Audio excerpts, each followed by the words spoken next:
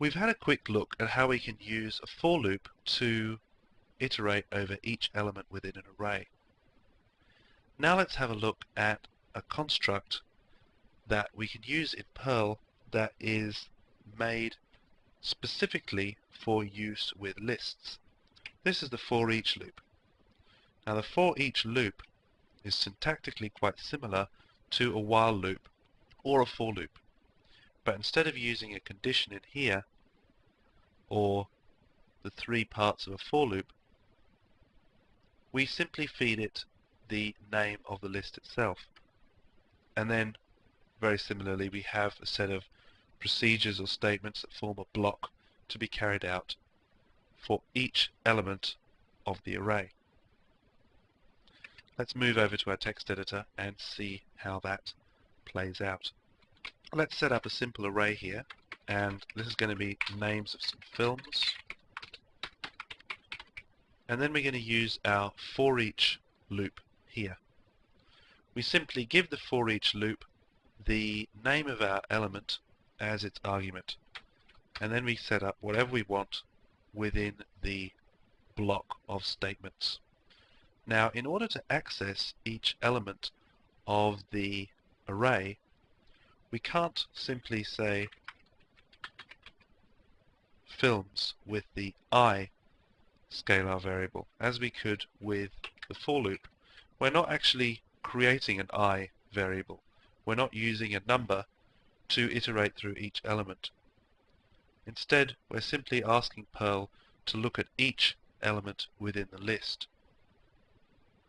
So the way we access each element is to use a very special variable. And this special variable looks like this. And I'm going to put it on its own line and move the new line down to the next line in this case, so that you can see exactly what the special variable looks like. It just looks like a $sign with an underscore beneath it, and of course a semicolon just to finish off the line. But what it's doing here is it's standing in for the particular element of the array that we're looking at as we pass through each iteration of the block. So to move over to our command line and see how it works, it simply prints out each element. So although we haven't explicitly told Perl to set the value of this special variable to anything in particular, by using the for each loop, we've implicitly given this special variable a specific value. This is a very useful and handy feature of Perl. Having access to these special variables allows us to write very concise code indeed. For the sake of clarity, you may prefer to use a more ordinary sounding variable name. Let's call it name as a scalar variable. If you want to do that, all you need is to pop it in just after for each, but before the name of the array and any brackets, and then you can use whatever variable name you like within that block. However, this is a very concise way to write your code and is perfectly acceptable as a style of writing Perl. So we've looked at the for each loop and the special scalar variable by which we can access each element within an array. But what do we do when we're looking at for each in the context of hashes? Let's say we set up a hash and we're going to call it family ages. And family ages is simply going to be a set of names and their particular ages. So we have our hash set up.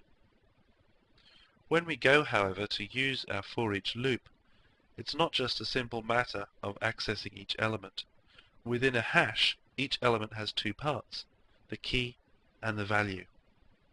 So we have to tell Perl what we're actually looking for when we ask it to use a for each loop to loop over our hash. The way we can do this very simply is to use the keys function to pull out each of the keys of the family ages hash. Once we have the keys of the family ages hash, the foreach loop will iterate over each of these keys and make them available as our special variable. Let's have a quick look at this in our command line. As you can see, it's shown each of the hash's keys. However, we're not actually getting at the data. This is not family names. This hash is called family ages. So how do we access each of the ages within our hash? What we can do is we can first of all use the special variable on its own to show the name, which is the keys of the hash, and then we can use the name of the hash in scalar context to show that we want to get only one element, and then we can use the key that we've been given. So what actually happens is, once this is translated by the foreach loop into the special variable meaning each of the names, we actually then pass the special variable in as the key to getting one of the values out of our hash.